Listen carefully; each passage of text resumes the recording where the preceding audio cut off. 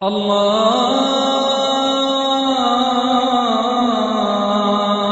আকবার, আল্লাহু আকবার, আল্লাহু আকবার, আল্লাহু আকবার। সাল্লামের এটা আছে সহিহ বুখারীতে খণ্ড নম্বর 1 বুক অফ ফেইথ হাদিস নম্বর 31। প্রিয় নবী মুহাম্মদ সাল্লাল্লাহু আলাইহি ওয়াসাল্লাম বলেছেন, যদি দুজন বিশ্বাসী নিজেদের মধ্যে লড়াই করে হাতে তরবারি নিয়ে, আর যদি একজন আরেকজনকে হত্যা করে, দুজনেই খুনি আর খুন হওয়া ব্যক্তি দুজনেই দোজখে যাবে। এক সাহাবা তখন বললেন, এটা না হয় বুঝলাম যে খুনি সে দোজখে যাবে, কিন্তু খুন হওয়া মুসলিম কেন দোজখে যাবে? তখন নবী বললেন যে খুন হওয়া ব্যক্তিও একজন বিশ্বাসীকে হত্যা করতে চেয়েছিল, আর এ কারণেই তারা দোজখে যাবে। আরও একটা হাদিস আছে সহিহ বুখারীতে খণ্ড নম্বর 9 হাদিস নম্বর 6862। আমাদের নবী বলেছেন যে একজন বিশ্বাসী সবসময় মুক্ত অবস্থায় থাকে যদি না সে অনৈতিকভাবে কোনো মানুষের জীবন কেড়ে নেয়। তার মানে অন্যায়ভাবে কোনো মানুষকে হত্যা করা হোক মুসলিম বা অমুসলিম, এটা ইসলামে নিষিদ্ধ, একটা নিন্দনীয় কাজ। এটা খুব মারাত্মক রকমের বড় গুনাহ, 70টা বড় গুনার তালিকায় এটা আছে 2 নম্বরে। আল্লাহ রক্ষা করুন আমরা যেন কখনো এই পাপটা না করি, ইনশাআল্লাহ। এবারে আপনি কি আমাদের দর্শকদের উদ্দেশ্যে এটা বলবেন যে জাদুবিদ্যা চর্চা করা, যেটাকে বলা হয় ব্ল্যাক ম্যাজিক, এটা নিষিদ্ধ কেন, আর ইসলামে এটি গুরুতর পাপ কেন? ইসলাম ধর্মে ব্ল্যাক ম্যাজিক হচ্ছে কুফরি, এটা কুফরি ইসলামে, আর এটাকে বলা হয়েছে গুরুতর পাপগুলোর মধ্যে একটা। এটা সহিহ বুখারীতে খণ্ড নম্বর 4 হাদিস নাম্বার 2766।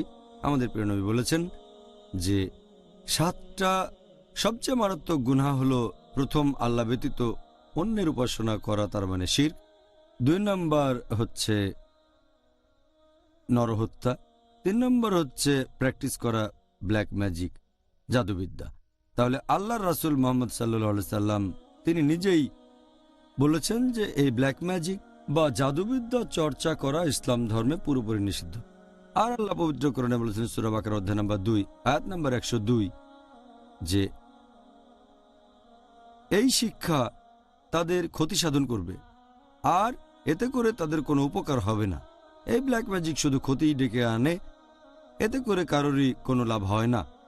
এরপর পবিত্র কোরআনে সূরা তাহা অধ্যায় নম্বর 20 আয়াত নম্বর 64 বলা হয়েছে যে এই সব জাদুকরেরা তাদের যত দক্ষতায় থাকুক কখনোই সফল হতে পারবে না, কখনোই সফল হবে না, সে তাদের যতই দক্ষতা থাকুক। এছাড়া পবিত্র কোরআনে সূরা বাকারা অধ্যায় নম্বর 2 আয়াত নম্বর 102 যে সুলাইমান আলাইহিস সালাম কুফরি করেননি, বরং শয়তানরা তারাই সেখানে কুফরি করেছিল, কারণ তারা জাদুবিদ্যা প্র্যাকটিস করত। আর অন্যান্য জিনিস যেগুলো পাঠানো হয়েছিল ব্যাবিলন শহরে 2 ফেরেশতার কাছে, হারুত ও মারুত। তবে এই 2 ফেরেশতা তারা কখনোই কুফরি করেনি, কখনোই অবিশ্বাস করেনি, তারা কখনো জাদুবিদ্যা প্র্যাকটিস করেনি, বরং সবসময় মানুষকে বলতেন আমরা এখানে এসেছি পরীক্ষার স্বরূপ, এটা পরীক্ষা, তাই তোমরা অবিশ্বাস করো না এবং জাদুবিদ্যা প্র্যাকটিস করো না। তাহলে জাদুবিদ্যা ইসলাম অনুযায়ী এটা কুফরি। আর কোনো লোক জাদুবিদ্যা প্র্যাকটিস করলে তার শাস্তি হবে মৃত্যুদণ্ড। দুর্ভাগ্যজনকভাবে অনেক মুসলিম জাদুবিদ্যা প্র্যাকটিস করে, অনেক মুসলিম আবার এমন লোকের কাছেও যায় যে জাদুবিদ্যার সাহায্যে কারো প্রতিহিংসাকে বাস্তবায়িত করবে, জাদু দিয়ে শত্রুর ক্ষতি। এটা ইসলামে পুরোপুরি হারাম, পুরোপুরি নিষিদ্ধ। দুর্ভাগ্যজনকভাবে কিছু মুসলিম তাদের উপর জাদু করা হলে তারা কোনো জাদুকরের কাছে যায়, সেই জাদু থেকে বাঁচার জন্য জাদুকরকে অনুরোধ করে।